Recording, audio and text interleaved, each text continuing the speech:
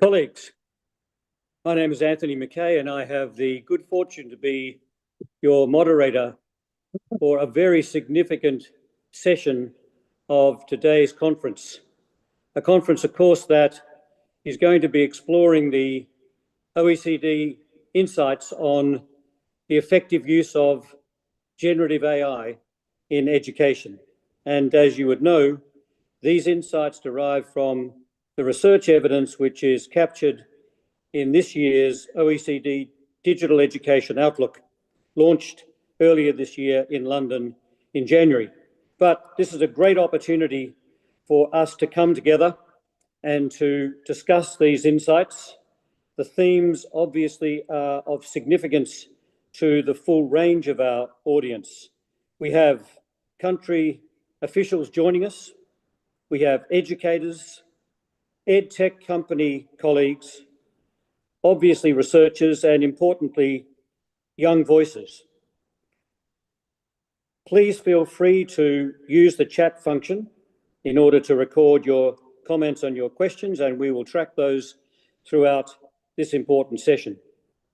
In order to set the scene for us and to identify a number of these key themes, I'm delighted to welcome Andreas Schleicher, Director of Education and Skills, OECD. Andreas, welcome, and we're looking forward to your presentation. Thanks so much, Tony, and welcome to everyone. Those of you who have seen our Digital Education Outlook have long recognized that AI is not a magic power. It's more like an incredible amplifier and an amazing accelerator. It amplifies good ideas and good educational practice in education in the same way it amplifies some poor practice. It can be, the great opportunity to put everybody on a level playing field, enhancing equality of opportunity. Just think about students with special needs for which AI really does magic. But we've also seen lots of examples where it, accelerates inequality. The AI can make your learning experiences more granular, more adaptive, more interactive. At the same time, we all see examples where AI leads people to give away their autonomy, to outsource their thinking, and therefore losing learning. AI can empower teachers as the most creative designers of innovative learning environments, or it can disempower them, make them slaves of scripted lesson plans. It can nuance human perspectives, moderate our own biases, or it can entrench and amplify human biases. It can connect us with people who think differently, and at the same time, we also see lots of AI applications who do the opposite, who connect you with people who think like you and who look like you and who work like you and insulate you from divergent thinking. And at the end of the day, you can say AI is ethically neutral. That's, the great, part of this technology, but it's always in the hands of people who are not neutral. And that's something why, ethical decision-making is one of the key competencies that we need to take into account. Now, if you look at the Digital Education Outlook, it tells us something about what the effects of generative AI are on learning, how it can be used to augment teachers' capabilities, but also what it can do in the back end of education to take charge of many of the administrative processes that often get into the way of learning. Obviously, AI is a big word, and today we are only talking about generative AI. And I'm going to make a distinction between general purpose AI tools and those who are designed for education purpose. And you're going to understand why this distinction is critically important. So let's look at the use of AI. The first thing that everybody sees is that, young people are already in the middle of that. AI did not knock politely on school doors. It came through the Wi-Fi. It was on everybody's smartphone. But when you look at the use of AI, actually, much of this is still more like an enhanced search engine. We are not actually using the potential of AI. When you actually look at data, here we have data from 7 countries here. Now, most countries, people use it for, providing information, but actually the kind of interactive use is still quite rare. So read the figures on, prevalence of AI with some, grain of salt. And obviously, teachers are using AI as well. Huge differences across countries. Our Thales data showed, in countries like the UAE or Singapore, it's basically in every classroom. It's become, part of the furniture. But you see at the other end of the scale, at the bottom, you can see countries like Japan, like France. They are not poor countries, not, less developed education systems. But what you see here is that in some countries, teachers lean into innovation, and in some countries, they're rather hesitant. That's really what distinguishes countries, not the wealth anymore. And when you look behind that, you can see actually there are some clearly visible patterns. Now, where teachers learn more about AI on the right side, you can see they end up using AI. So the teacher as a learner, a kind of key ingredient for bringing AI into use. You cannot just put those tools into classroom and expect teachers to use that. It's very much reflected in teachers' own engagement as active learners. So that's really, really important. But the key question that we want to deal with is it a good thing or not? And again, when we look at general purpose tools, what the Digital Education Outlook shows us is that it's easy to use AI to enhance task performance. You get students to do better work, but that doesn't always lead to actual learning. And we need to sort of get a hands on that distinction. We see that the clear differentiator is pedagogical intent, where AI is used, general purpose tools, are used in a strategic way. They can, enhance learning. Where not, you're probably going to see them more distracting from learning. More promising outcomes from educational AI tools. There's a clear kind of, distinction in favor of educational Gen AI tools. They have remarkable outcomes, whereas those of general purpose AI tools are more mixed. At the center is always, human agency. This is very clear, where, AI, empowers you as a learner. It does wonderful things. Where it outsources your thinking, it works against you. You do not become fit by watching sports. And the same is true here, where AI enhances the cognitive struggle of learning, that investment of energy. You're going to get great outcomes. Where AI undercuts that cognitive struggle, you risk that students, just outsource their learning. And the risk is real. As humans, unfortunately, our brain is optimized to save energy, so we are easily trading in our autonomy for convenience now. And that's exactly what we see with AI more so than ever before. So it's about human-centered teaching learning. It's about making sure that we put in the effort in the R&D that is needed, that it's about infrastructure, and finally, the enabling policy environment that is needed. And those are components that we look at in more detail. Now, let me first give you a couple of examples. Here's an interesting study from Turkey. Students were given ChatGPT for, for doing mathematics exercises, and, they did better in mathematics, as you would expect. But when afterwards they were assessed for their mathematical thinking skills, you could see that students who had used the general version of ChatGPT actually did worse. Classical example of outsourcing your thinking. You get better in doing some task, but you actually lose in the underlying processes. Here's a study from the United States. Students were given large language models to write essays, and, they wrote better essays. But then afterwards, when they were asked, hey, what did you actually write about? 80% could not remember. Another classical example, you do better with AI, but you no longer engage yourself cognitively and therefore don't learn. What we take away from this is very simple. Doing something with AI isn't automatically meaning that you learn from it.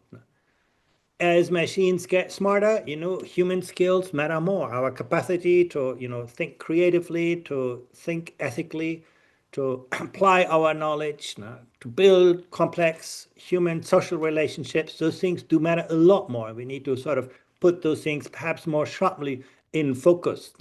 And then, students need to learn to think before they learn to prompt. That's the question of age appropriateness. Building the foundations to make sense out of AI needs to come before you actually deploy the tools. And there's some other, interesting lessons that we have taken. Here's a really nice study from Indonesia, where students were given AI to prepare for collaborative learning on English.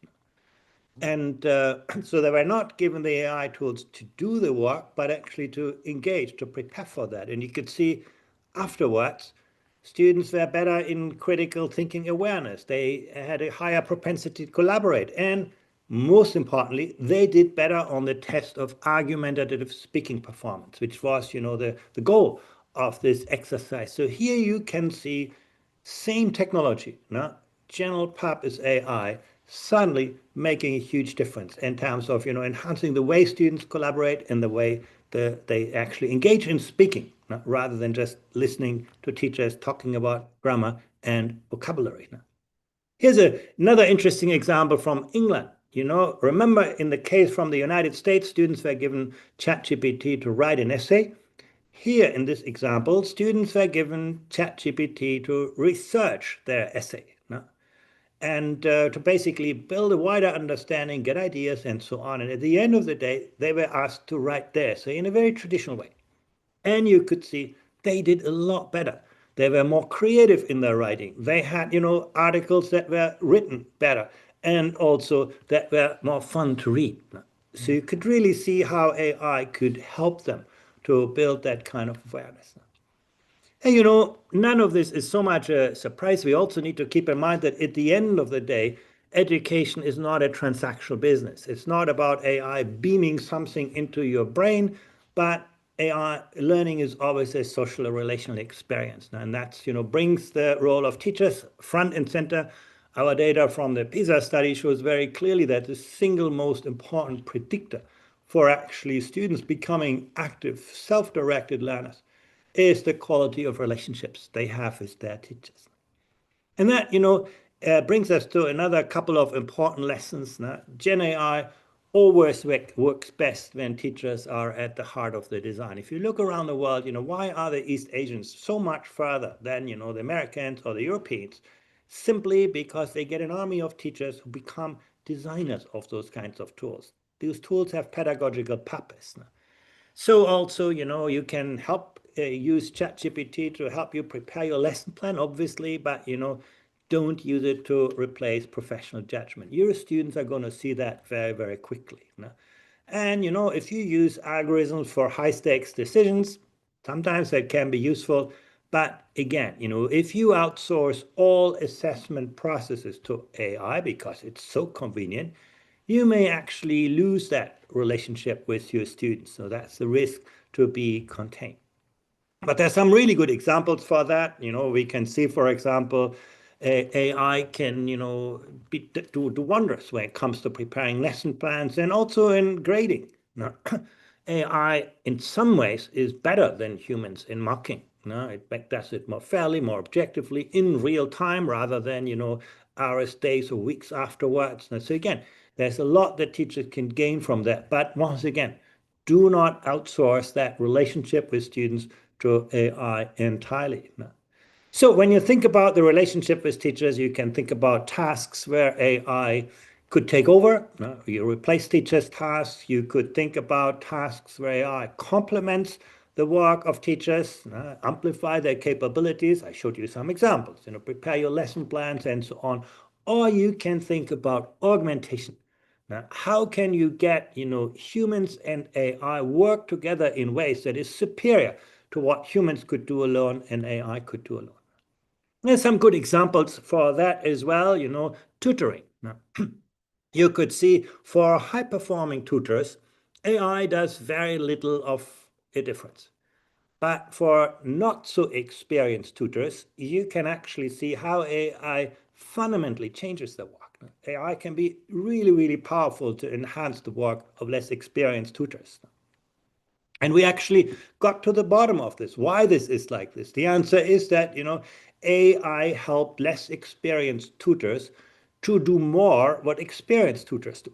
You ask students to explain their answers, you ask them to guide their thinking, and so on. And you do less of what less experienced tutors go, just give away the answer or, encourage students in a general way.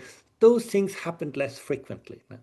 So you could see how AI actually helped less experienced tutors to become more successful tutors. It's a great example of, augmentation. I want to, very briefly touch on the investment in the future. This is one of the charts that's really discouraging. When you actually look at the public R&D budgets that go into education, you can see in most countries, you can't see them on the chart. They're so small compared to what we look and give in, health or industrial production, defense, and other things. So if we want to do better, probably we have to, change the game. At the moment, most of the money in education is absorbed in people and processes.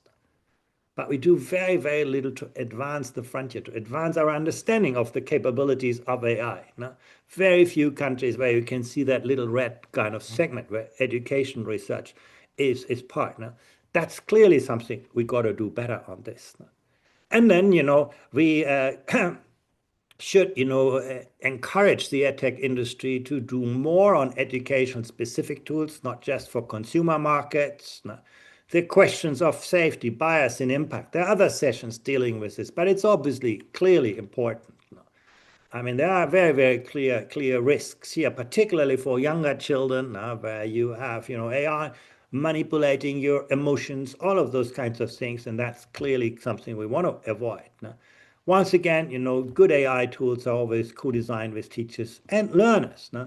And then, the tools are becoming, global. The infrastructure is becoming global. We probably can do a lot more work to actually develop, enhance global collaboration in the design and ensuring that, we have markets of sufficient scale. And that's the same also a task for universities, not just training AI users, but more on AI builders.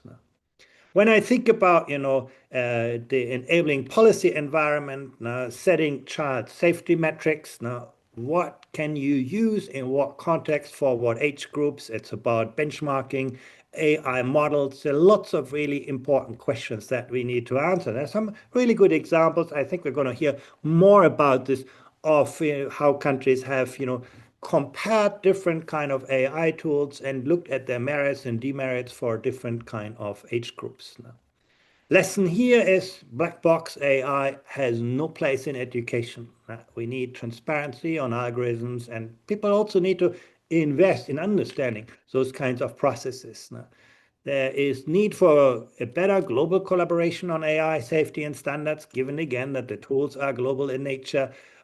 We need to also ensure that there's continued guidance. It's a steep learning curve for everyone, for learners, for teachers, for people in educational administration. And finally, making sure that every AI decision remains open to human challenge. There's also, one thing that I didn't talk very much about infrastructure. That may be sort of the least of your concerns, but limitations in infrastructure are still quite real. And what we can do better is to use, offline instrumentation that actually, help to develop the AI skills, even when, technology, online applications are not available. There are some really, really good examples here. It's not that, you need always to have online experiences. There's a lot that you can do to build the foundations of AI literacy in a very traditional way. That brings me to the last segment. Clearly, there's no devices, there's no connectivity. It's going to be very hard to build, good AI learning, except for the kind of examples that I showed. It's clearly not a either or, digital versus traditional tools. There's a clear argument, a continued argument to use textbooks, other written material. It's not that all learning is done with AI or online. Teachers need ongoing AI literacy, and then it is important that AI empowers teachers and just is not just watching them. So once again, you look at the AI tools. Keep in mind that enhanced task performance does not automatically mean better learning. Pedagogical intent is the clear differentiator that we have to keep in mind. And we need pedagogy that is designed so that AI works in favor of you, not against you. Once again, as humans, we are always prone to trade our autonomy for additional convenience, and that's something as an educator you need to work against. Now, learning will only happen through cognitive engagement, through cognitive struggle. Reinforce it, do not undermine it. Thank you very much. Andreas, thank you. Superb overview of some of the key themes that we want to explore now with our panel. And so I'm going to invite your fellow panel members, Andreas. So Andreas, don't go anywhere. Okay, so I'm going to welcome Ryan and David and Khadija. Thank you very much. Wonderful that you can join us. And Ryan, if you don't mind setting the example here, because I think it's always dangerous for a moderator to introduce panel members. You never quite know whether you get it right. So Ryan, Deputy Minister, could you please briefly introduce yourself? Thank you very much, Anthony and Andreas. A great overview of what we'll be talking about. My name's Ryan Donaghy. I'm the Deputy Minister of Education in the Anglophone sector in New Brunswick, Canada. And I'm a graduate of the University of New Brunswick and been with the civil service for 23 years and have a passion in this area. Look forward to our Q&A. That's great, Ryan. Ryan, by the way, I know there's no rivalry between Canadian provinces, but my understanding is that you would be regarded as one of, if not the most innovative province. Would you agree with that?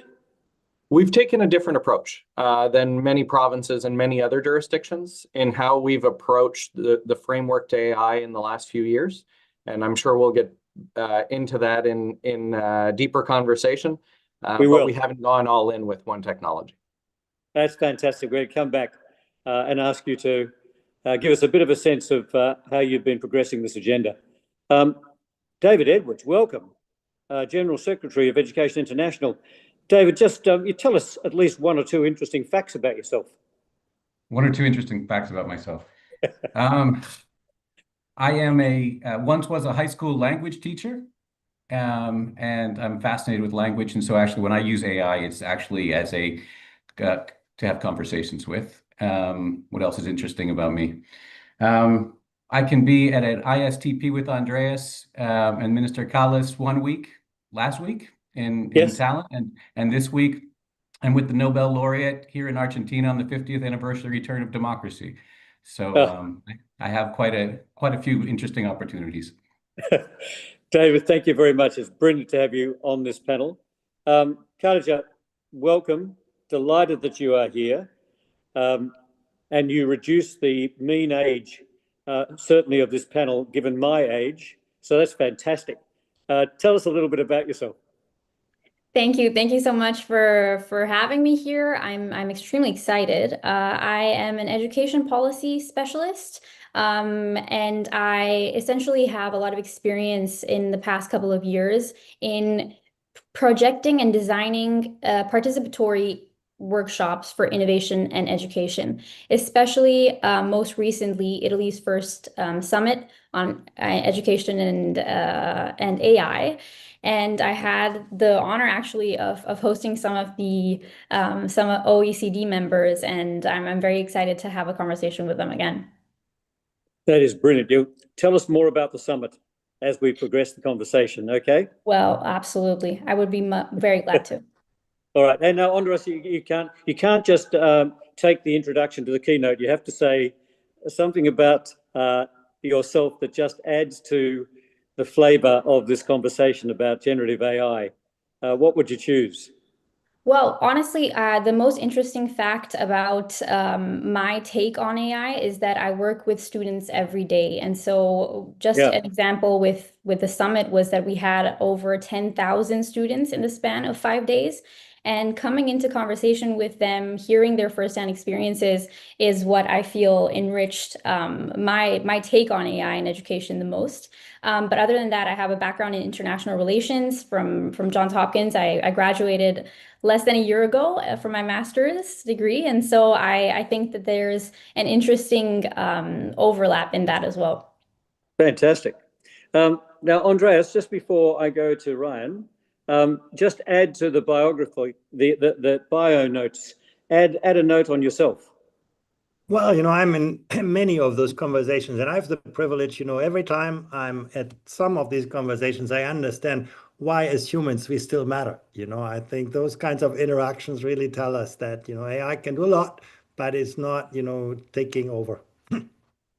Fantastic. Well, that is a great way in, Ryan. So here you are responsible for a province and its education policy. And can you give us a sense of just how you're going about supporting the appropriate use of generative AI? And I'm thinking, obviously, as a learning tool in your system, and you must be thinking about it pedagogically, from the point of view of efficacy, from the point of view of safety. I mean, it's impossible to deal with all the dimensions, but if you had to try and give us the mindset of the New Brunswick system at the moment and the way in which you're approaching this, how would you capture that? So we've been at this for a few years, and we're already updating the framework. So a framework that came out 2 years ago, this is moving so rapidly that we're updating. So we're taking an iterative approach to it, in that we're not going to get everything all at once. We really went from the ground up in developing this a few years ago, working with those who had a passion or an interest in this, and being able to develop use cases for the skeptics of this technology. We are now at a point where near 80% of our teachers are using it. I'm not saying they're using it to their full extent by any means, but they're using it nonetheless. That means there's a comfort level, or at least a curiosity level. And we have developed a framework where we didn't pick a technology. We're saying, here are the questions that you need to ask. How is it going to benefit your students? Does it ensure the safety and privacy of your students? Can we use this in the classroom?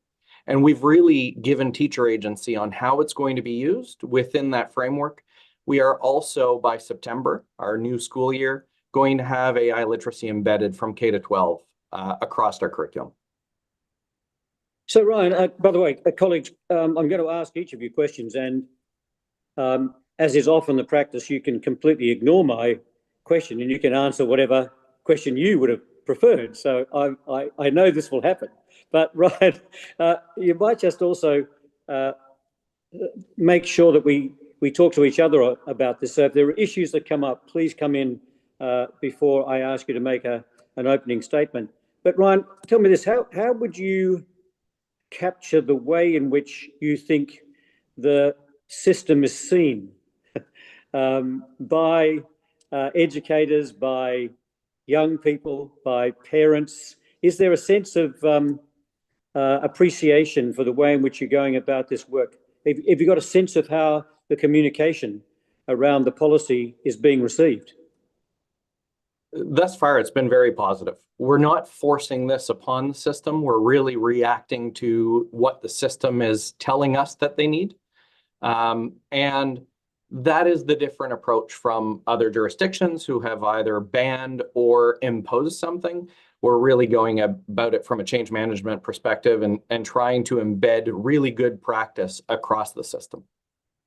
And would you differentiate then between the way in which you feel this is being received from educators, parents, young people themselves? The students, the interesting thing a few years ago when we started down this road, students were telling us they're already using it. Well, yeah, that means they're using it without a lot of guardrails. They're using it without maybe parents and teachers being able to guide them. it really emboldened us to make sure that we get it right, that we start teaching those critical thinking skills to those students so that they can use the technology while thinking through how they're using it.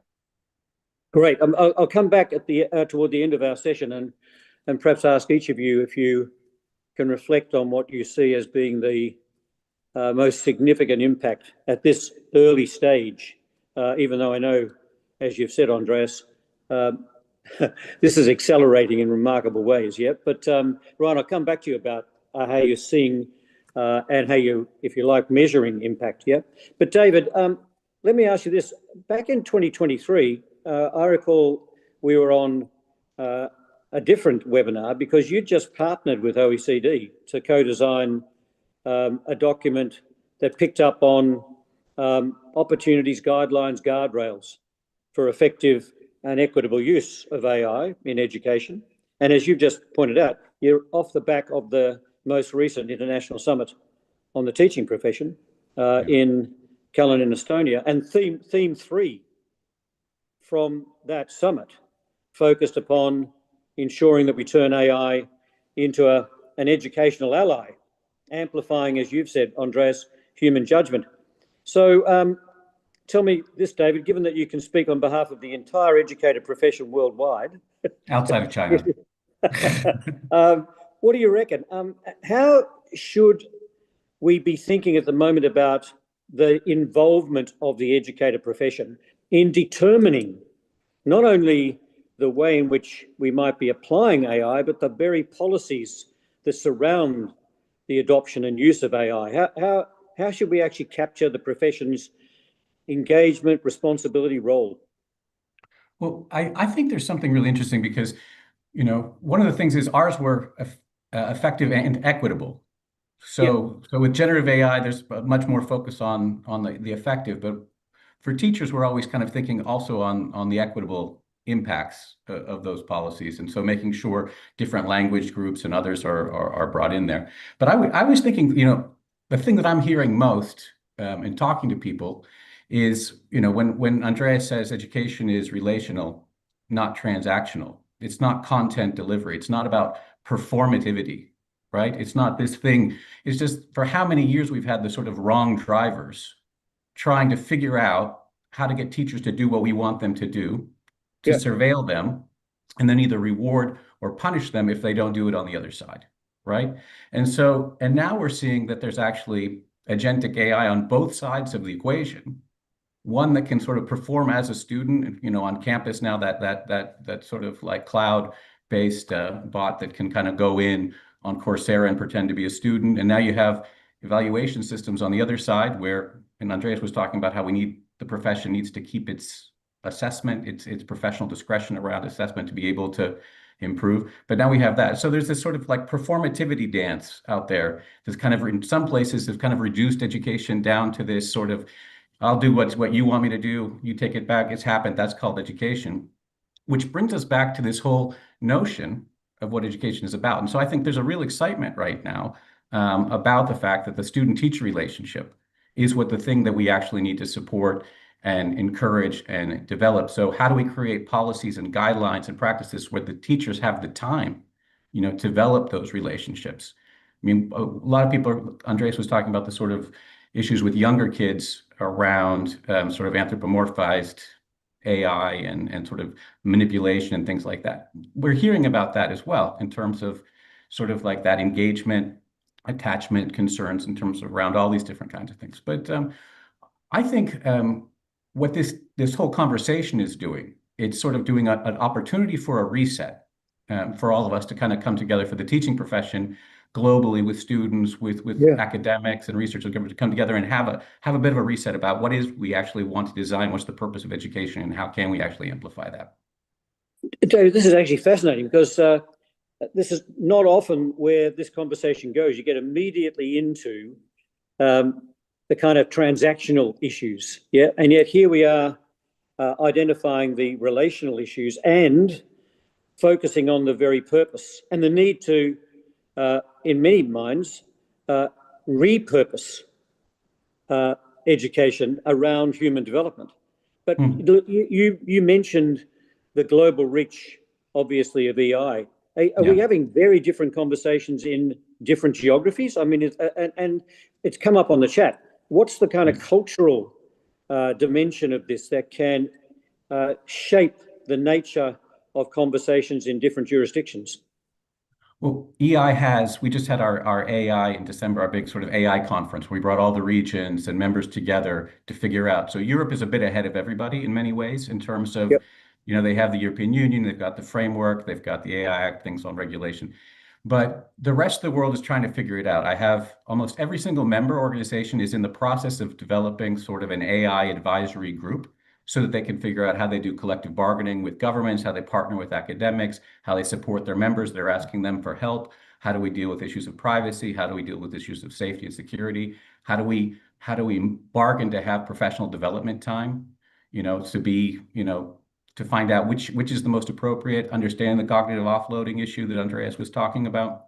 So how do we bargain? That's happening. But I was just in Tromsø, Norway, with the Nordic indigenous educators, the Sami people, and that they were having a conversation, and actually from New Zealand, the sort of NZ educators were there, and their next Indigenous Education Advisory Group meeting is going to be pulling in a conversation about AI with Indigenous educators in Costa Rica. So I'm not going to say that it's happening exactly the same, and but there is a real interest to try to catch up and get our heads around this as much as we can. I think there is a bit of concern because, there are certain things that are driving. And so there's a reticence, right? Because we've all been through, I'm old enough to remember the last time that, the VCR was going to replace the teacher, or that whatever was going to replace the teacher. So there is a little bit of that. So are we going to give poor kids chatbots and rich kids, AI tutors with teachers with the PhDs and, teaching an hour a day while the rest of the time is designing and sort of tweaking around the sides and mentoring and modeling? Well, we're not going to allow that to happen, but there is a bit of that reticence. But moreover, what I'm seeing is people are kind of leaning into the conversation because it fundamentally has to do with the student-teacher relationship, the profession, and what the profession needs to look like. And then vis-a-vis the governments, how do we get the resourcing? Andreas talked about the resourcing for research. This opens up a door for us to have a number of important conversations we've been very eager to have for a long time. Yeah. I'll come back, David, to you about the learning from each other across cultural boundaries and Andreas, you picked up on the points relating to international cooperation and collaboration. I'll return to that in a moment, but actually, Karaja, that is really also an entry point for you because, as you indicated, you have been convening young people, educators, others around the world. Tell me this, is it impossible to identify from those kind of global gatherings whether learners themselves are getting increasingly clear about the way in which they wish to employ generative AI? In other words, are learners focusing upon the way in which these tools can seriously support and enhance their learning? Is that the way in which they're framing the conversation? That's a great question, and it has a lot of, let's just say that there are a lot of variables to consider when it comes to what the youth is thinking and what learners are thinking. And I'm very privileged to be able to kind of represent that voice. I know I will never do that exhaustively, but I do have an insight into it because what I see is there are several, even referring directly to the Digital Outlook this year, for high school students and university students, it is very important to give names to what they are, to recognize and process something. It is important to name it. And so what I came across, especially in this report, but in these important conversations that we have at these convenings, whether it's a summit, whether it's a more local event, is that terms such as metacognitive laziness, disengagement, cognitive effort, independent thinking. It gives students a language for experiences that they are already living through. So that helps students understand what, for instance, what goes through their mind, what is happening, logically when they ask, for example, ChatGPT to complete their homework instead of, using it as a tool to support reflection and understanding. And from what I hear from students, many do recognize that this environment places an additional responsibility on them, right? So they have to first recognize what is happening. They also have the responsibility of having the maturity to understand the value of their own education. And so prioritize their long-term learning over their short-term convenience. But it's a heavy burden to carry. It's a very heavy burden to place on a young learner. And frankly, not one that many of them feel they should be expected to carry alone. And so at this summit, for example, and I keep referring to it because it was really, very eye-opening to what they're living through. One of the strongest messages I hear from students is that teachers must also be supported, right? Like they are curious and they know they need educators to give them those guardrails, to give them a way to think in a new, to think about their own education in a new way. And they have emphasized the importance of teachers being properly trained and upskilled to respond to these shifts in educational systems. And yeah, I think if we want students to engage with AI in meaningful and responsible ways, then we also need to look at educational models and assessment methods that reflect that meaningful learning and what it looks like. And that's where we're fortunate that there are people that are doing that, and that there are people that and I'm hearing all of these case studies, especially in Mr. Schleicher's presentation, that they are being implemented. So I think they do have a deeper understanding that things are changing and they're waiting for, I think many of them are just waiting for things to change, and are very willing to adapt to that. Two things here, and some of this is coming through the chat as well. First is, when you talk about the way in which learners are engaging in the use of this technology, do they think about it peer-to-peer? I mean, we often talk about learning as being essentially a social activity, or at least it's enriched hugely by the fact that we are not just simply isolated. But what is the sense in which young people not only see the importance of educators supporting them, but supporting each other? And can you say something about age? Because there are a few contributions coming through the chat to say, what about age sensitivity? Have you got some clear views on this? No, I think that you definitely have brought up, the social accountability effect of students is a very, very big factor. I mean, I would love to think of a more idealistic version of, student interactions where they tell each other to think before, like to think and prioritize their education. But I think in a day-to-day analysis, like in a day-to-day interactions, what comes out is that students tell each other and have an understanding that the idea is to work smarter and not harder, right? But then the social consequences kind of kick in, because a student might come up with a presentation or a report, an essay, whatever the assignment of their class is, faster and reduce the effort. But at the same time, there's also that social consequence that if work is produced entirely by AI and it's often less respected by peers and less appreciated, precisely because now students can tell when something lacks authenticity or a personal contribution. So I think the advice students would probably give one another in a peer-to-peer setting necessarily is not necessarily don't use AI, but more, if you do use it in a way that still shows your own thinking. In terms of, and if it's not that, then people can tell, like we all can tell. Yeah. In terms of age, I think it varies greatly. I have had experiences teaching elementary students as well when it comes to, workshops, but also in their classrooms. And there's this idea of not really understanding the technology behind it as well. So when it comes to age, I think that it's just so important how whether or not they understand that AI and, digital technologies is not something that they can constantly rely on. And the way that activities are carried out, especially when it comes to collaboration between students, needs to be prioritized. So, yeah, so I'm not sure I answered all the aspects. No, that's fantastic. Yeah, no, totally. Hey, Andreas, as you're listening to this and reflecting on some of the key insights that you shared in the opening presentation, a couple of things seem to me to be emerging. One is, how do we learn from each other across boundaries? Because we've talked about this as being absolutely an international phenomenon that surely we can cooperate and collaborate, not just in terms of setting standards and guardrails and but seriously learning from each other.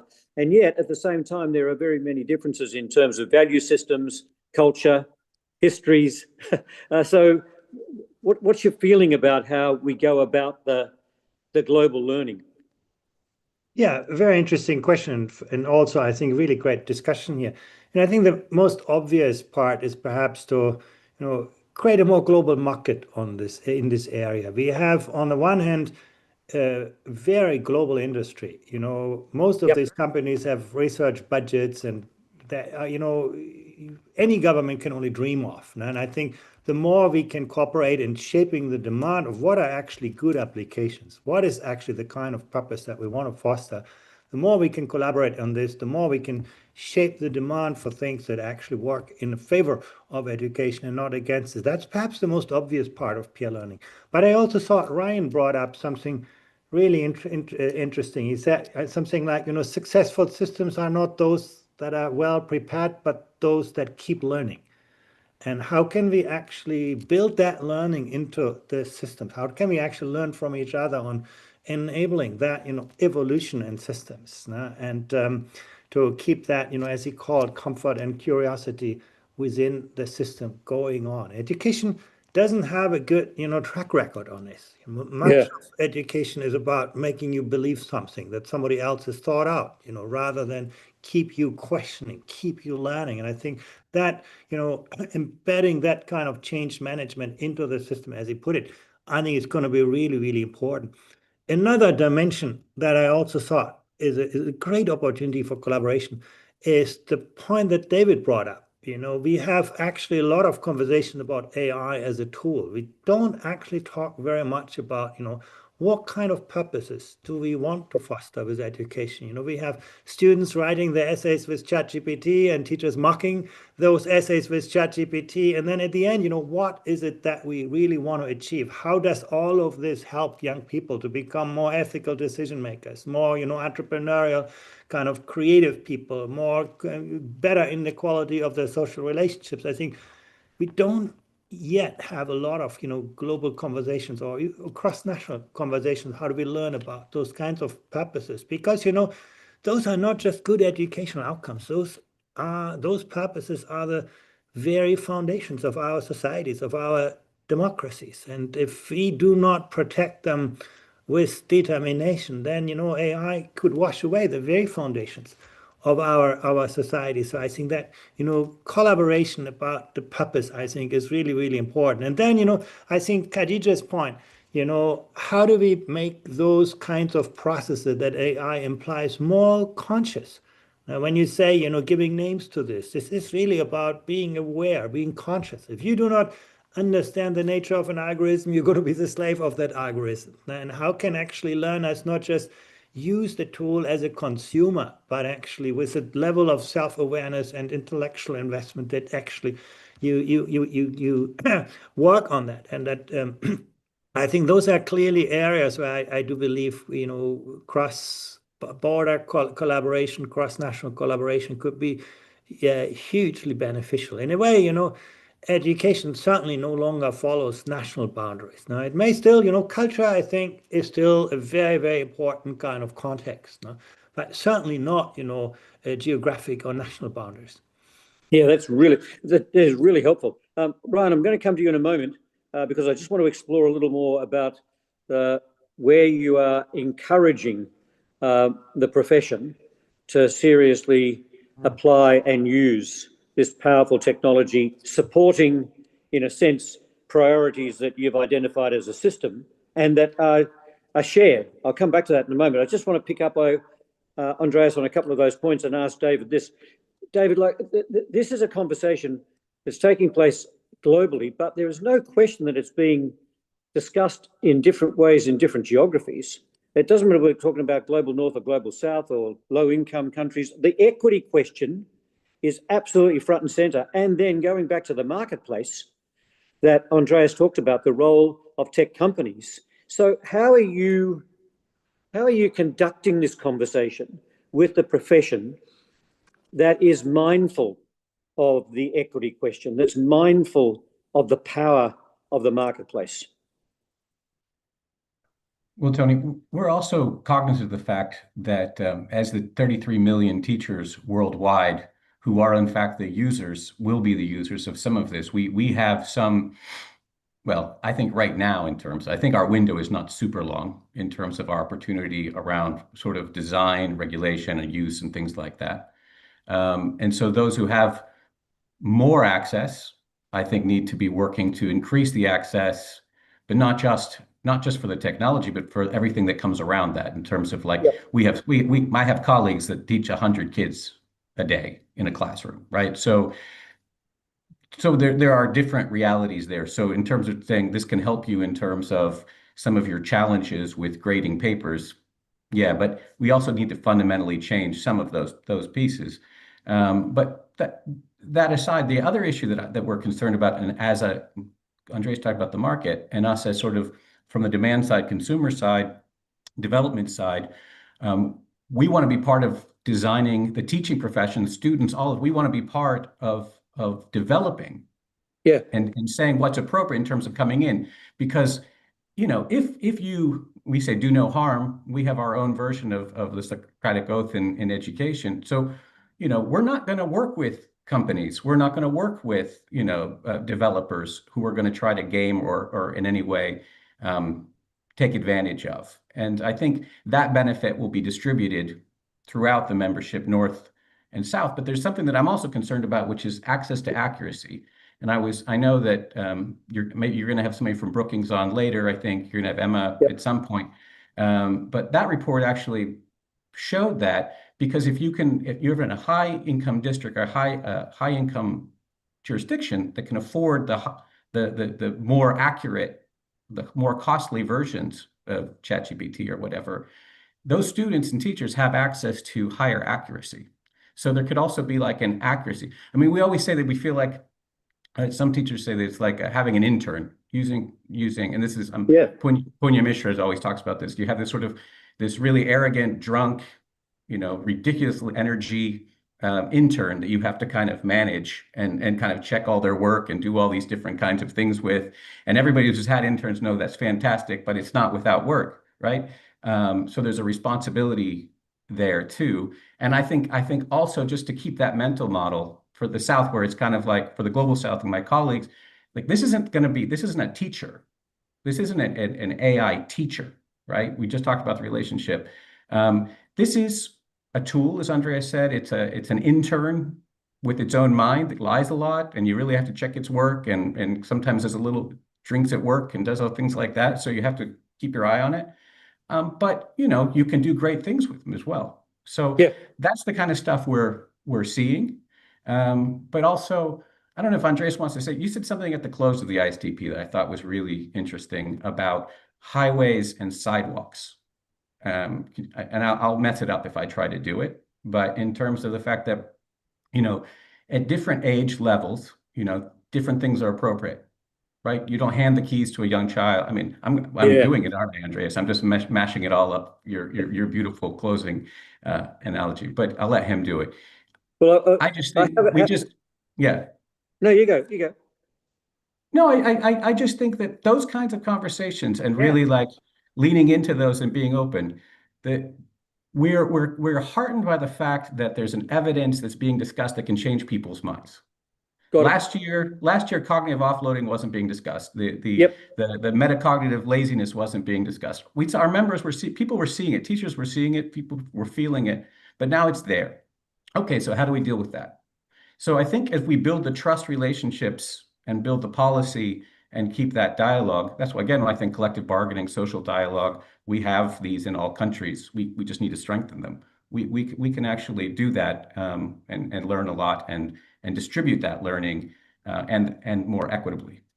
That's great. I'll let Andreas return to that in a final comment if he chooses to. But he probably thinks you've done a pretty good job, David. He doesn't. But hey, Ryan, let me ask you this. There really is a sense in which New Brunswick has been highly innovative across phases of learning, not only one phase. And you've been pretty active in the area of promoting what OECD talks about as being innovative domains, including critical and creative thinking. And I think about the way in which you've been having the conversation about key competencies, or if you like, dispositions, capabilities, whatever language you want to use. Yeah, are you encouraging here the potential of generative AI to advance that agenda? And I'm also thinking about how you tackle the senior secondary years, which are incredibly highly personalised, much more adaptive to the individual and their own interests and passions and pathways. So are you attaching the potential here to what you see as being highly desirable moves in the way in which you think about learning? Well, the short answer is yes. So there's a benefit in New Brunswick to being small. We can be nimble. We can be a lot closer to our students and our teachers. And we've been at this from a technological perspective since the 90s. So we have the benefit of having every school connected, wired in. So the challenges we see in other jurisdictions are different here. And when we think about this technology with regard to our current system, of course, if you give an essay writing assessment to a student and you let them go home and they can do whatever they want, we might say that they cheated, they used AI. It's going to be important to change the way we assess so that we ensure that assessments capture the understanding of the student. And really, those global competencies allow us to do that. It's about demonstrating that knowledge, not necessarily on that test at that moment, but we need to change the system. We need to change assessment. Otherwise, we are going to have that cognitive offloading that was just mentioned. The really interesting part is in this moment in time, students and teachers are learning. So we have to do it together and we can't wait. Otherwise, it's going to pass us by and we'll have year after year another cohort of students that won't be ready for the workforce. Got it. Beautifully done. Karaja, let me ask you this before we wrap up with my hint of a final comment from each of you on where you see real impact. But before I do that, Karaja, let me ask you this. There'll be a number of people who are saying, yes, young people are embracing this in a variety of ways, but we want to be cautious because we've had experiences of how much attention the learner can be encouraged to have, and it goes beyond attention to what obviously some people call attachment. Now, what's your sense about how that conversation is taking place? Is that a worry, quite frankly, of those who are attempting to support the learner rather than a worry of learners themselves? Well, I think, sorry, I need to ask a clarifying question for this because, right, when you speak about attachment, do you mean like human attachment or do you mean attachment to AI as a tool or as a presence that there is in education? Yeah, more the latter, in the sense that it becomes, well, quite frankly, for many people, they argue that it becomes a substitute for human attachment. I am attached to the technology rather than actually being attached to my friends, to my parents, to whatever. No, I think that there is a real a real risk when it comes to social isolation, which is why I cannot emphasize enough the importance of students working together. I mean, it is already, and I think it was also mentioned in the report that, AI can be used as a group member of a team project, right? As long as everyone else is evaluating its work. I think that the most meaningful projects, and I have the privilege of doing these extraordinary one-off events that take place and bring students that don't know each other, have never met each other, work on common objectives. So whether it's a letter to the Minister of Education on what he or she should prioritize on in education, which is what we actually did in the summit. The beauty of education actually comes out when they're working with one another. And so when I think generative AI right now, other than forcing us to realize what is actually important in education, and I like the fact that workforce was something that was mentioned, because at the end of the day, the advice that they will be giving each other and the way that they're going to be interacting with AI is very is dependent on what priorities they have for themselves and for their futures. And I think that once they become more aware of the isolation, and many of them are very aware of the fact that, they feel like they're addicted to their phone. They feel like, there are trends coming up on social media of, detoxing from all of that, finding actual human interactions that have value to them, have meaning to them. And I think that's ultimately what it comes down to is students, but also the youth in general, even with AI outside of the, let's say, educational sphere, what it comes down to is to make meaning of things. And, it is a risk, it is a danger, because when you speak to AI as if it's a person, a friend, you are in an echo chamber and it tells you exactly what you want to hear. But being aware of it and, even interacting with it in a group setting kind of frees you from that and bursts the bubble of, oh, actually, there's a whole world that is outside of it. And that is what is giving me meaning and purpose. Superb. Brilliant insight, I reckon. I mean, actually, here we are. We're going to wrap this up with kind of 30 seconds for each of you. Given that this has been a conversation about the insights that you have on the effective use of generative AI. Right now, Pedagogy, would you say, if you had to say, okay, here is the most positive impact, it would be? Okay, oh gosh. No, I think the most positive impact is that it gets rid of any menial tasks that do not actually bring creativity, independent thinking, critical analysis, all of those things. It gets rid of it and it allows you to focus often on what really matters and allows you to really focus on that and to work on it. Thank you. Ryan? I think we have an opportunity to make sure we give the skills to the students to make the best use of AI. So if we get to a point where students can bounce ideas off of it and challenge what's coming out from the technology, it's going to make the work better. But if we just hand it over and let them go about it, then we're going to have the problems that we see in the Brookings Institute study and that we've discussed at length here. It's a real opportunity. They're going to need it when they get into the workforce. It's incumbent on us as a system to make sure that we prepare them for that. Got it. David?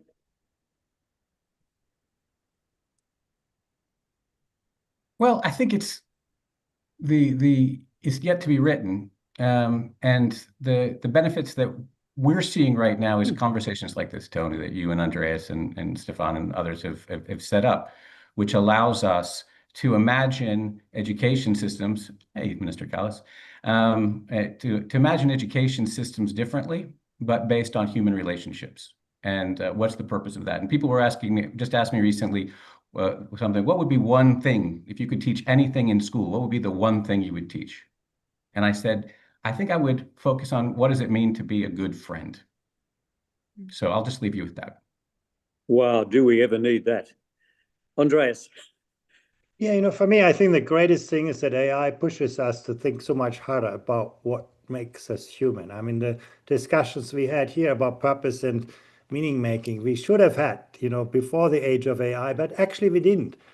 Education has used to become quite transactional. It has used to become quite, instrumental for specific, jobs and so on. And I do think AI taking over many mental capabilities pushes us to reflect on that, to think about who do we want to be, what makes us human, and how to strengthen those kinds of questions. I think, that the points that Khadija made, finding distance, keeping awareness, seeing the difference between, AI and genuine social friendship, I think really, really important. And I think that point also that that David brought out, age appropriateness, I think is so important. A 6 and 16-year-old see the same screen, but they see and experience a very different reality. Now, we don't give toddlers the same street as truck drivers, not because we don't trust children, but again, because they experience reality in very, very different ways. And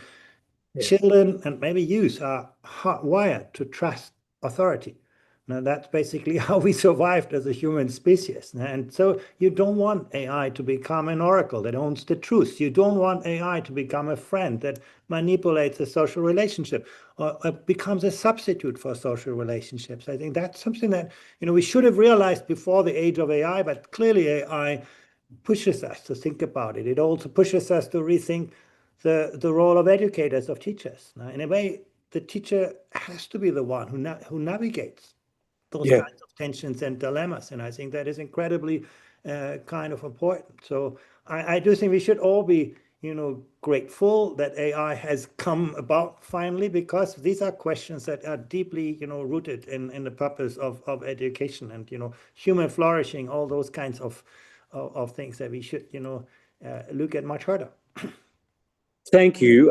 By the way, I hope for those who have been contributing wonderfully to the chat, we've been able to pick up on some of those issues and you've responded superbly. And I think actually, David, you're very point about the fact these are the conversations we need to have. I have to tell you, I wouldn't mind repeating this panel all over again. Thank you. Thank you very much. Superb conversation. Thank you for each of your contributions. Thank you. Thank you. Thank you. Thank you so much. Thank you.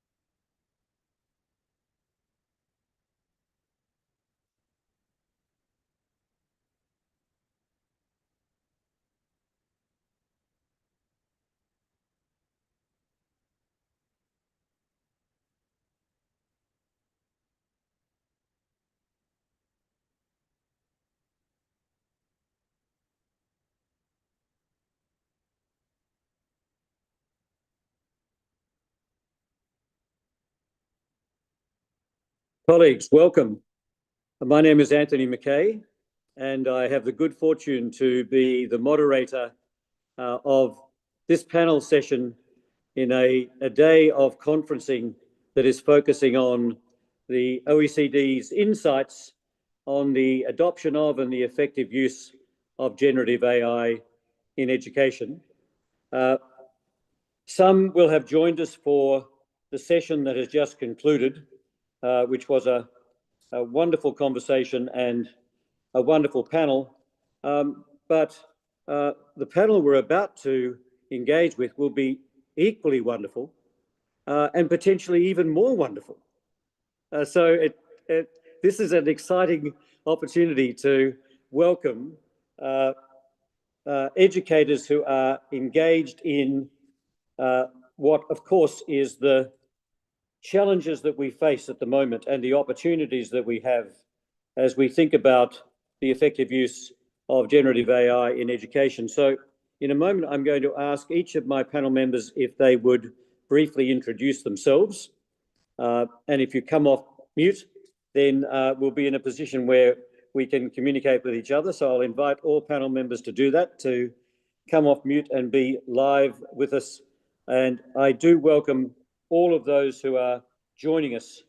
As we know, we've got educators from across the globe, policymakers, we have obviously those involved in the EdTech global marketplace, and certainly researchers, and importantly, young voices. So before I move into asking our panel members if they'll contribute their own insights into this really significant field of endeavour, I'm going to ask each if they wouldn't mind just briefly introducing themselves, because that way, Christina, as Minister of Education and Research in Estonia, you'll be able to say who you want to be, as distinct from me introducing you. So, Christina, could I ask you just to say a word about yourself? Thank you very much, Tony, and very nice to see you again. Great to see you. Yes, I'm the Minister of Education and Research of Estonia. I have been in this job for 3 years now already. And one of the biggest challenges, I would actually say, in my job within these 3 years has been to figure out how do we policy-wise address the challenge of AI in education. So because I arrived to the office exactly at the same time, more or less, when the ChatGPT reached everybody's phones and the students brought it to the classrooms, that has been my long journey of 3 years to figure out how the education policy should respond to that. Brilliant. Thank you so much, Christina. And I'll say more in a moment as I invite you to make a contribution about some wonderful convening that you've just undertaken in Tallinn in Estonia. Irina, welcome, and it's lovely to meet you. I know a few of your colleagues in Google worldwide, but DeepMind in London is a remarkable place. And I understand, of course, from the work that you lead around research and impact, that it's absolutely crucial to this conversation. But do a more adequate job than I've just done in introducing yourself. Yes, thank you so much for inviting me, Anthony. It's a real honor to be on this panel. I'm a research director at Google DeepMind. And in particular, for the last 4 years or so, I've been working on what we call LearnLM, which is Google's and DeepMind's effort to make our frontier AI models like Gemini align with learning science principles and actually kind of power products that make a positive difference and increase learning outcomes to students. So my work is very much on kind of all aspects of this journey, from working on model improvements to make it more pedagogical, to then running evaluations to see are we actually making progress here, and then do our models and products actually move a needle. Fantastic, thank you. I'm really looking forward to exploring the cutting edge of this conversation. Nirijit, I know that you are here because you have a global responsibility on the OECD Youth Advisory Board, but I've been told not to mention this, but I believe that you're here because you're Australian. Tony, that's correct. Very proud to be representing Australia here, and from the land down under. It's 8:20 at my side, so not an issue. It's still early, but more importantly, very happy to be here for really talking about representing a lot of youth voices. I've had the incredible privilege working with many different institutions across Southeast Asia and, of course, Australia. And when you spend a lot of time with these students, you start hearing a lot of the same things. You know, there's a lot of anxiety about the future, a lot of uncertainty, but an immense amount of curiosity about technology and how fast it's changing and what they need to do. So I've had the absolute joy. I'm here to bring some of the perspectives into this conversation, and I'm very proud to do this under the OECD YouthWise Advisory Board. So very happy to be here, Tony, and hello from all of us here in Australia as well. Thank you so much. Hey, Emma, brilliant that you could join us. Brookings Institution, there have been a couple of pretty major publications this year. Obviously, OECD's Global Outlook, Digital Outlook for Education 2026, but a lot of us have been associated with the development of the report from the Global Task Force on AI in Education, which you launched at Davos earlier this year. Just say a word about yourself, because they're a pretty remarkable group of you that are responsible for that report, and we'll come back to the elements of that report in our conversation, but just a little bit about yourself.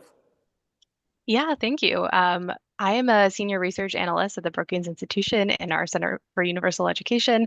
And as you said, we put out our report on AI in education in January. Many people here involved in that process from our task force.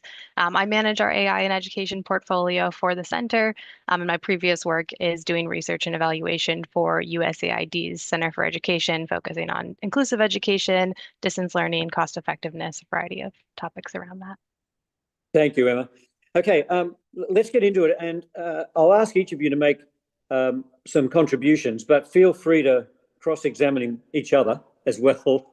And also, if you don't like the question that I'm asking you, then just ignore it and respond to what you would have preferred. So Christina, I'll get you to set the tone for this. But by the way, for those who follow the International Summit on the Teaching Profession, you've just convened a remarkable gathering in Tallinn. And of course, and I think it was something like the 16th, and the third theme of that was precisely this conversation.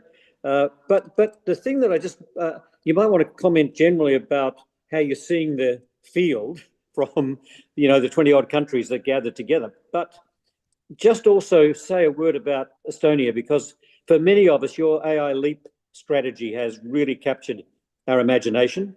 The way in which some people talk about in Estonia, educate, don't regulate, which is an interesting statement. But from the government point of view, it just seems to me that somehow you've got this incredible coalition of educators and tech companies and young people and parents. I mean, is it that really is what people talk about and experience? Be great to know whether you as Minister can take personal responsibility for all of that. I don't definitely take responsibility for all of this, but as a minister in education field, I feel that in Estonia, I work a little bit in a different context of the public debate issues compared to, for example, to many of my Nordic or other European counterparts, because when it comes to the technology in education, there is much less anxiety and fear towards technology in education in Estonia than it is compared to many other countries. So in many other countries, you see as a minister, you are dealing with a lot of anxiety issues. People are concerned. There is a lot of demand put on you to regulate technology, to sometimes, in some cases, regulate this technology out of the classroom. And I've seen it in many European countries. The regulation is going towards regulating technology out of education systems rather than educating people how to use the technology. And this has been a discussion around the table among the European ministers of education. And quite often it's focused about how do we handle mobile phone bans or technology bans from schools. And as a minister of education in Estonia, that's a completely out of context discussion for me, because in Estonia, the society is pro-tech, quite seriously pro-tech. And I think it's because we have had a positive experience in history with integrating educational technology into education system. And because there is a positive experience, the willingness to accept new technology on board is bigger.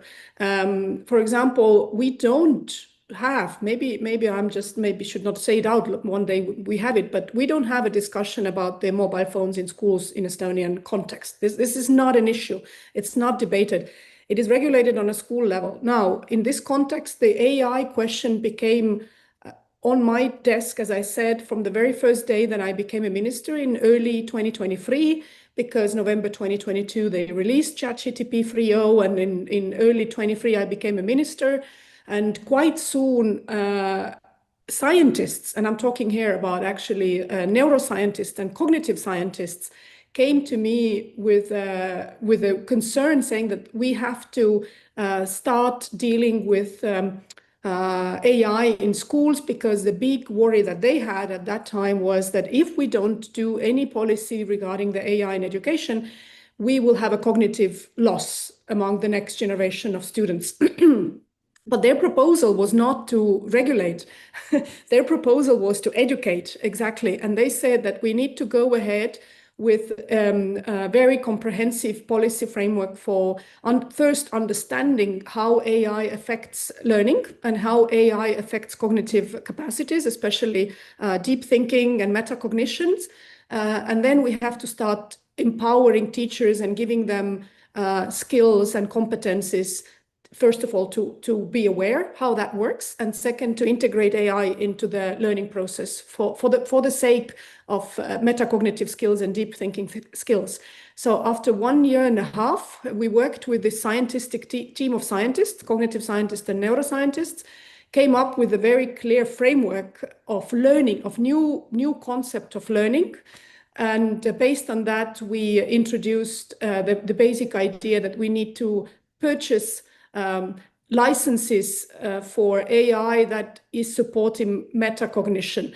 And to our surprise, we sent out a call to all global tech companies, AI companies, asking them who would be willing to cooperate with Estonia on that. And OpenAI was the one, very fast and very open. So we are now in the process where we have developed a learning LLM for Estonian schools together with OpenAI. And we have introduced it to schools. So from August last year, all teachers have those licenses. All teachers of upper secondary schools, we have 5,000 teachers. They have all received those licenses of the Socratic version of LLM. And all students of upper secondary schools and vocational schools are receiving it now since February. So they one by one schools have been receiving those licenses. Well, the next stage for us is technology is in the school. It's at the hands of teachers and it's at the hand of the students. We have done a lot of extensive teacher training, but we have to, our next stage of challenge is allowing teachers to experiment in class. I think this is another thing which I consider very important in education, that in a safe environment where teachers are allowed to try out certain elements of learning without being feared that there is some sort of repercussions after that. So we have now in the phase where we allow teachers to use these learning tools and experiment with it. And we have the same scientists who developed the metacognitive framework for learning. The same scientists are doing now a monitoring research project on how this tool is actually used for learning and what kind of learning is happening. So what we're doing in Estonia is that, yes, we are experimenting in the classroom with OpenAI. We are allowing teachers to do that and students as well, but we are also monitoring it. We are also observing and observing how they are using it and what kind of learning is happening. Yeah. Hey, Christian, just a PS on this, because for those of us who have had the good fortune to be in Estonia on several occasions and to experience the nature of the learning system, two things. One, the kind of technology has been part of the DNA of a part of the nation building. And Yes. if you couple that with, as you've just pointed out, a profession that feels that they are given responsibility and trust and can take initiative, it's not a bad combination. I take it that those factors are a serious support as you get into this kind of territory where you're experiencing new developments, needing to be adaptive. So those kind of characteristics of a learning system must surely be hugely helpful. Yes, I mean, Estonia has, as a nation, has an experience where in introducing technology quickly has given us enormous growth of well-being of our society. So technology has been driving our growth in our well-being, in our GDP, in the fact that the Estonians are actually coming from extremely poor environment within 35 years to the club of the rich countries of the world. That has happened because we have introduced technology very quickly. So that means that technology has a positive connotation in our case. So that's one thing. And the second thing is that education system in Estonia is very much built bottom up. So teachers have a huge autonomy when it comes to making pedagogical decisions. And in this kind of system of autonomy means, of course, that you have trust from the top towards the teachers. And in this kind of system, they are free to experiment with a lot of methodologies and approaches in the classroom, as long as politicians don't interfere. And I think that's one of the crucial things that I always say as a politician myself, that keep the politicians away from the curriculum, and then the things will be much more better. So we are trying to keep this trust, although I have to admit that I see, of course, there are, in social media, there is a lot of voices that say that please regulate more, please regulate more. But it requires some kind of a societal agreement, and also maybe a little bit of a calm mind from the politicians, not to react to every alarmist reaction that you get from the society vis-a-vis technology. But you have to make sure that the safeguards are there. So when I explain with Estonian experience with the OpenAI, the cooperation we have with OpenAI, we put the safeguards there. So first of all, it's not just the general LLM. It's not a general purpose LLM. That's one thing. It has a conceptual learning framework behind it. And the second, which I didn't mention, is that we own the data. The data that students are putting into this and the teachers are putting this into is in our servers, and we are the owners of the data. And I think that's also safeguards that makes teachers more relaxed about using this for the learning purposes. And the third safeguard is allowing teachers to take their pedagogical competencies and experiment in the classroom with the learning processes. So I would say that these three things are very crucial. It's fantastic. Marina, I have to say, I think Google has an education mindset, and it is explicit about harnessing the learning sciences to seriously inform the work that you do. And I know that you, as research director, have the opportunity to really advance that combination of technology and learning. And then I think about how you are everywhere across the globe. And so clearly that means that there's differentiation in the way in which this is going to be experienced. I mean, as an incredible company, but particularly given the DeepMind work, give us a sense of how you're feeling about the development over the last year or so. And quite frankly, I'd be really interested in your predictions. Do you mean predictions in education specifically, or? Okay. I think in education technology coming together in the way that you do bring them together. Yeah, so look, first of all, we started working on education specifically from kind of as a scientific problem before ChatGPT. As you can imagine, all frontier AI labs had their own versions of ChatGPT, kind of their own frontier models in development for a long time. And so very early on, we saw this incredible opportunity of applying AI in education, but we also saw that we had to do it right. If the technology wasn't applied in the right way, if it wasn't developed in the right way, then we kind of foresaw all the problems that we are now discussing as a community. And that's exactly why my team was put together, because we saw it's kind of as a DeepMind, we call them root node problems, right? Like protein folding. It's a very hard problem that if we do solve, it has immeasurable impact on society. But it's also kind of such a difficult problem that we do need a dedicated research team for it. So maybe one way, one example to kind of show how we approach it is the guided learning product. It's a tool in Gemini app.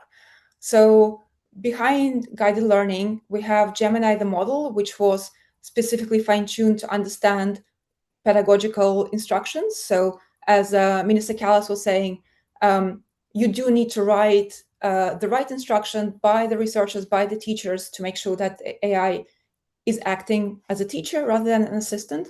And so what we did is made sure that Gemini actually understand these instructions and follows them better than other models. And we kind of had an evaluation about it that we published last May. And in fact, we are also working with the AI Leap program in Estonia on bringing Gemini to the Google schools in the country with the same system instruction that is used for OpenAI models. And in our internal evaluations, we saw that actually Gemini follows that instruction better than some other competitor models. So apart from that, we also had a teacher write the system instruction for guided learning, and we evaluated with teachers and students to make sure that it's both pedagogical, but also students enjoy working with it and engage with it, because we realized that having the most pedagogical model that or experience that no one engages with, is also not getting us anywhere. And finally, now we are working with governments and teachers around the world to see what is the how can we bring this technology into the classrooms in a way that makes sense for the educational system, for the teachers, for the problems that are being seen in the classrooms, in a way that complements the teacher and enhances this very important teacher-student connection that was discussed in the previous panel. And we are very excited to share some results soon. I'm going to come back and ask you at the end if you could identify one or two areas which you think you're really having a considerable positive impact, to the learning process. But just a quick follow-up before I go to Emma. The question about the learning sciences and anxiety about how some people are interpreting this. We're getting all manner of conversations about cognitive offloading. We're getting conversations around whether or not we've gone from attention to attachments that are not going to be positive in the way that we would hope them. I mean, literally in a sentence or two, how are you dealing with that from a research perspective? And how are you building into the co-development? Because I hear you say this is not just Google doing something to, it's Google working with. Yeah, so this participatory approach is very much at the heart of how we are working in this space. So I think your question also had to do with the safety, maybe bias aspects of this work. So we take this incredibly serious. And so we have multiple teams working on ensuring that the model is as safe as possible for the students. And it comes from the, again, model, product, all the layers. And we take safety from two perspectives. A, there needs to be a minimal level of safety that we just won't bring our products to students if we don't meet that. And we constantly work on that. We bring multidisciplinary experts who red team and test our models and try to break them. And we're constantly learning and improving. And we realize that there is no perfect way, but we're doing our best on engaging the community there. And then the second aspect is, how do we actually make sure that what we bring into the classrooms actually makes the positive difference that we hope it would make? And here again, we took the staged approach where we had the theory of change, we had the hypothesis of what would make a difference after a lot of conversations with the community. Then we built evaluations like the pedagogical alignment evaluations to make sure that we meet this level. And then we went to the classrooms. So there's a lot of things we need to do before we Fantastic. Yeah, it's brilliant. I mean, we could just have a couple of hours on all of this. But Emma, let me just ask you, a pretty straightforward question. Task force report, read across to OECD's consideration of 2026. Are there some particular synergies here that you'd actually identify? Are we in the same space here? Are there some differences that you might like to highlight? Just give us a bit of a sense of how those two very powerful reports are starting to shape the conversation.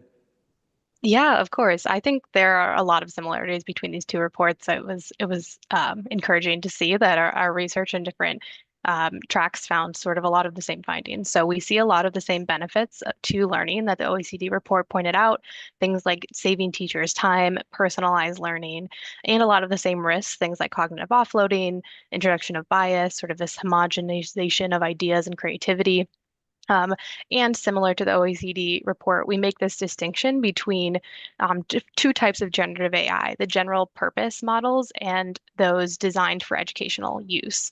And we found that the benefits primarily stem from those designed for educational use, while the risks primarily stem from those that are more of a general purpose tool.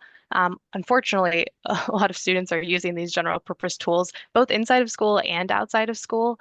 And we found that even when the general purpose tools are used outside of school, even for non-educational purposes, it can have some risks to cognitive and social development that can negatively impact kids inside of school and impact their learning as well. So I think one of the areas that we focused on a little bit more was a lot of this outside of school use of general purpose chatbots and AI companions and the risks that those can pose to cognitive development in terms of offloading, but also social development. Some of this attachment you were talking about, having this sort of sycophantic friend that always agrees with you and that says you're doing everything right. And like, no, your parents shouldn't make you clean your room. That's ridiculous. When kids are kind of form these attachments with tools that don't have any friction, they might have trouble then going to school and interacting with their classmates who do push back on their ideas and their teachers who have feedback for them. And so we do see some risks there. That said, we're looking really forward-looking what could happen. These are potential risks and benefits. Some are already occurring, but some are yet to come to fruition. And we don't think it's too late to change the trajectory. We think the risks are overshadowing the benefits right now because a lot of those risks undermine the tools we need to capitalize on the benefits.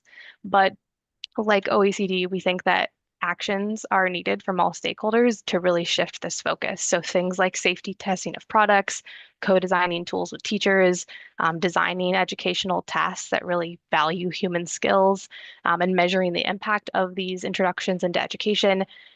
We think that if we take these actions now, we can mitigate a lot of the risks and then harness these benefits to really revolutionize education in many ways for the good. And Emma, the report makes clear the relationships here between obviously learners, educators, but with government, with the global marketplace, obviously with young people themselves and their parents. I mean, is there a sense in which you're pleased that your global task force report was able to pick up on the multiple relationships? And it feels as if a couple of those relationships haven't been exposed as much as they might, particularly, for example, with households, with parents and carers. Yeah, absolutely. I think relationships is really the underlying core of what we're seeing. And this is what's discussed in the last roundtable as well. Because we found that so many kids are using these products at home, this engagement with parents is really crucial because that's where a lot of kids are learning about what is the right way to interact with these, what is the right amount of time to spend with them. And parents are really sort of on the front lines of this experiment with kids and this technology and don't often have a lot of support for understanding how to approach this. So I think there is a big need for more engagement with parents. We're trying to put out some tip sheets for parents to help them understand how AI works and how they can have conversations with their kids to understand what these models can do, how they can impact your brain and your thoughts, and how you can really reinforce those critical skills, critical thinking, creativity, human connection to be resilient and stay human even while interacting in an AI world. Yeah, fantastic. I mean, Nirja, this is a perfect segue for you because I think, look, this is not about young people's voice. or weak forms of agency. This is about young people and their learning at the very heart of the entire conversation, their human development. So I take it that YouthWise and the way in which you're working is trying to bring this absolutely front and center into the debate. Absolutely, Tony. I think it's interesting to hear so many different perspectives here, what has been done on a government level from research, of course, from an OECD perspective in terms of setting up the right frameworks here. Just to give some different perspective from, speaking to the youth, right? I think a lot of this on how AI is being used, they would look at this conversation very differently. I think students, when I talk to students, AI isn't really some revolutionary technology, right? For them, it's just the next tool on how they need to learn. But very previous to previous generations who adopted Google or maybe YouTube or online forums. So one thing I'm seeing in terms of the dialogue right now from the ground level is that the difference is that AI just doesn't give information that can generate the finished work, okay? And that's where it becomes very interesting. So students are very, very quite aware of this tension. They know that AI can help them learn faster. They're aware of that it can easily become a shortcut. So it's never really about should we use AI? It's like, how do we use it without losing our ability to think? And, spending a lot of time working with a number of institutions, obviously this is where the conflict comes in, right? Whether it be deliverables in assignments, in learning outcomes. If my argument has been this, if a machine can complete that assignment, if AI can complete that assignment, is that assignment really measuring any understanding in the first place, right? And I think this is, once again, I'm sharing with everyone here the perspective that young people are having, the conflict that they're having in terms of understanding what is important. And I think this is an ongoing conversation. There is no answer to it. It is a huge discovery that we're unfolding as we speak. Brilliant. And tell me this: if you were in a position, and I'm going to ask each of you to do this for me, if you're in a position where you would say, "Listen," by the way, Irina, I'm channeling you as being research director, very interested in impact measures. Okay, so. Nirajit, if you have to say right now, this seems to be the most positive impact that you are seeing amongst young people and their learning, what would it be? And by the way, do you have another one which you'd like to be the case? This is a great question. Really good, really tough question, Tony. These are fantastic questions for everyone here. The biggest thing I see is the ability for now the youth to accelerate. Right? Bringing now ideas to commercialization, to put it into very simple terms, right? When was it that a student could think of an idea, develop it, have a CTO next to their hand, have a CFO next to their hand, and an ability to bring an idea into the market, right? And commercialize it. So one thing I'm understanding among the youth is that they've got this beautiful golden opportunity in the form of entrepreneurship to really get things out and validated, failing fast, and the ability to recover all at the same time in a matter of days. Not in a matter of years, but in a matter of days. So, when I'm looking at students and I'm speaking to them and I said, you know what, this is the golden opportunity. And I think they are starting to understand that, right? The small percentage are really capitalizing on the scale and speed that they can do. But of course, it will carry on. And I think this is something we're going to see in how institutions need to readapt, reconfigure new learning outcomes, because with all respect, at some point, it may not even be that important at some point in time because of how the youth are utilizing the technology, how they're utilizing the way of thinking. And this is where, the conversation needs to come together. And this is where I think I'm very happy to see it in many, many ways. That is a brilliant insight. I tell you what, it's not too far removed from OECD's Learning Compass and value production. Wow, that really brings it home. That's fantastic. Irina, okay, give us your. This is now the highly professional expert view about potentially one of the most positive impacts. So I can give you a little preview from what we're seeing in the field. We have tried to integrate, as I mentioned, we work with teachers and government to try and bring guided learning Gemini experience to classrooms. And what we've heard is that it actually worked really well as a complement to teachers, in a way that where the teacher is amazing at introducing the information, having this kind of interpersonal relationship and knowledge of their students.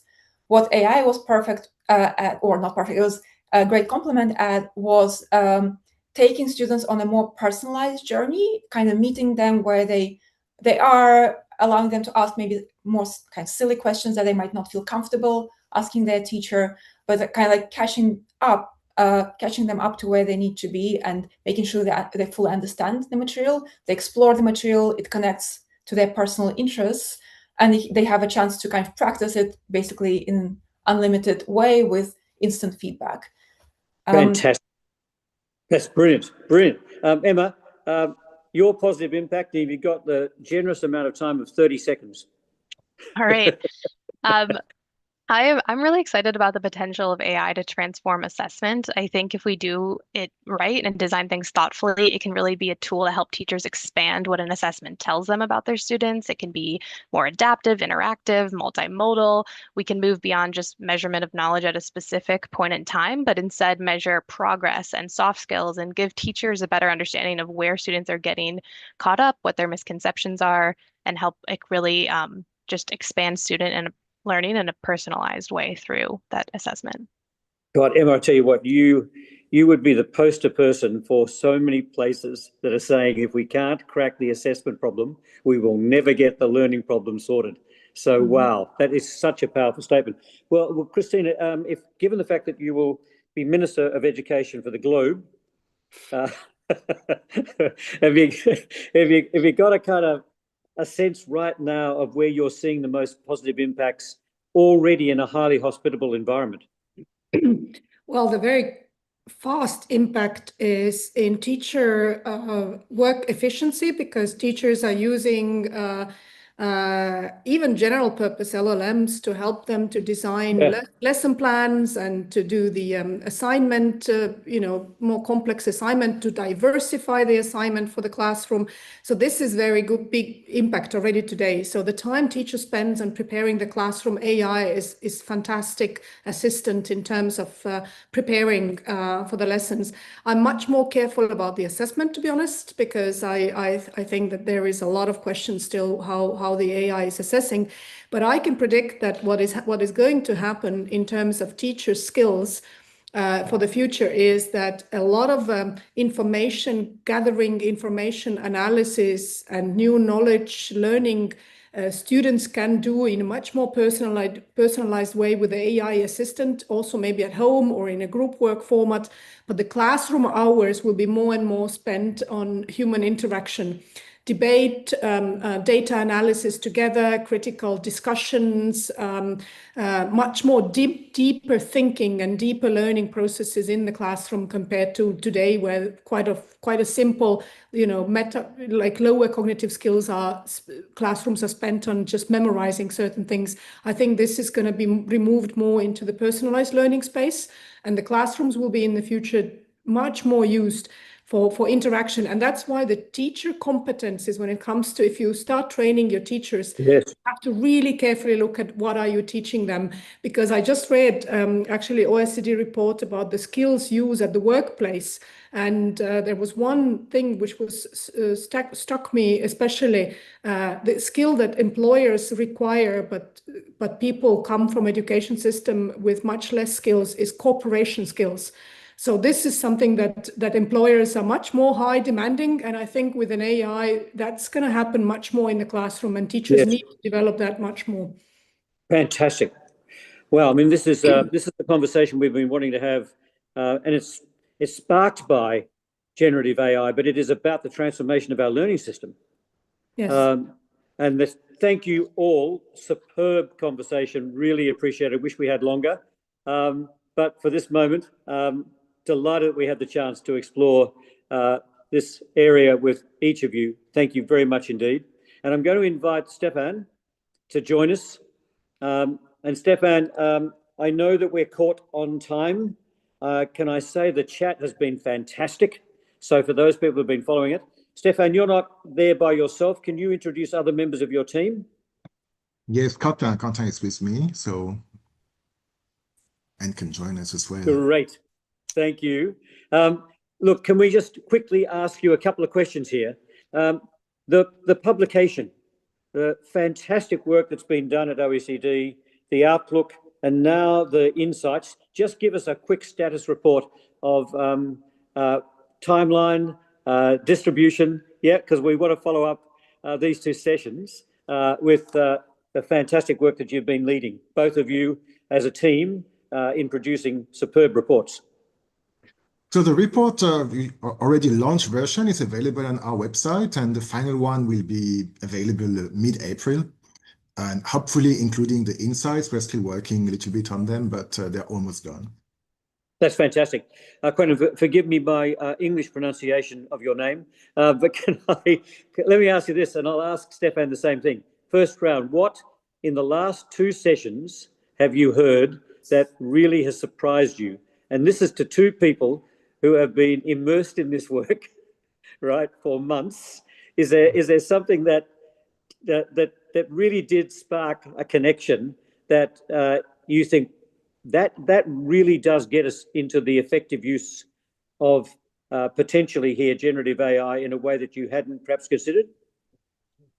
Yeah, so Quentin or Quentin will be all right, in fact. I think what I liked in the two previous discussions is how the challenges really are kind of consensual now. There is this question of cognitive offloading, the question of guidance and ethics. And I like how everyone is sort of, and we are promoting the transition from general purpose to educational GenAI tools that meet certain guidelines, certain standards, certain expectations in terms of safety and efficacy. But what I think is also interesting is what we heard about in the first session this morning and what we are going to hear about in the next one tomorrow is the use of models, large language models, to power existing and sort of old EdTech digital tools. There are also some good uses in this, some uses of general models, which with pedagogical intent can also deliver interesting learning outcomes. Fantastic. And Stefan, both maybe potentially surprising, but also exciting. A couple of things that really struck a chord with you. I think what surprised me to some extent is the level of consensus, that we had, and which is not always the case when you talk about innovation. I think what's exciting is that it really brings back the question of meaning and purpose of education to the system. And I think that's one of the key messages. So we have a lot of things that we can do together because we need to understand how we can actually, what will be this new generation of tasks we're going to ask students to do, where they can use GenAI, do things better and learn at the same time? Or how are we going to ask them to continue to learn, even so GenAI, general purpose, is available to them, and so how are we going to redesign these tasks?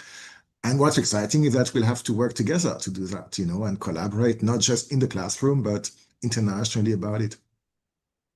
And tell me this, Stefan, just say a word about the rest of the day because, it started earlier, but we've got a real combination of conversations and there's opportunities for collaboration, to hear field stories. What's starting to emerge and what can we look forward to off the back of these two sessions? So I think that one of the key messages that we have is really that it's a shared responsibility and all stakeholders have to, work together on that. And so we've had, some of the experts on that topic who are going to speak to, have started this morning, are going to continue until tomorrow evening. But we also have examples of country initiatives. And for example, if you want to learn more about Estonia, it's happening in 2 hours. So you'll get a little bit more information on that. We have discussions with the industry on efficacy and safety tomorrow as well, on what's going on in low-income countries tomorrow. So really a big variety of discussion that we're going to have, including with young people. And so Khadija is going to moderate, a session with 2 high school students and 2 young people as well. So yes, that's really one of the very important aspects. We have to work on that together and listen to each other. That's fantastic. And Quentin, tell me this. I won't ask you to predict the future, but what are you anticipating? Do you get a sense that we are, as Stefan made clear, there was a wonderful sense, I think, and not an artificial sense, of a growing consensus about the direction of travel, yeah? And are you anticipating that that's going to strengthen? I'm not suggesting for one moment that we should diminish the risks. They've come out in our conversation, but what's your sort of sense of the next period of time? What are you anticipating? A more detailed and more essentially and a deeper level of impact measurement? What do you think? Well, I think we'll have more things on educational GenAI, and so we'll be able to see much more how it is used in a more purposeful way. Yeah. And then we'll have all the new forms of AI, like agentics and multi-agent models. And Yep. so, the technology is continuing to move forward, and so the discussion will follow it. Quentin, what do you think? No, I agree. It was difficult to predict what happened over the last years, a few years ago. So it's difficult to Yeah. see much further ahead. But more use, more uptake, and probably a smarter use of existing general purpose tools and bigger uptake of educational tools is to consider. Well, look, thank you both for structuring the last couple of hours, all of the work on the reports. It's been a fantastic opportunity for us to be able to seriously address what is really the hottest topic, globally in education. So this has been a superb couple of panels that you put together. Thank you both. And I'll finish just with this point, Stefan. I was thinking back to Andreas's point about generative AI and its potential for human augmentation and acceleration. But I looked up augmentation, and it is to make something greater. I reckon that's not a bad way to think about human development and the power, right, of technology to support us to become more human, to become greater. Absolutely. The evolution of our human nature would be a superb anticipation of the future.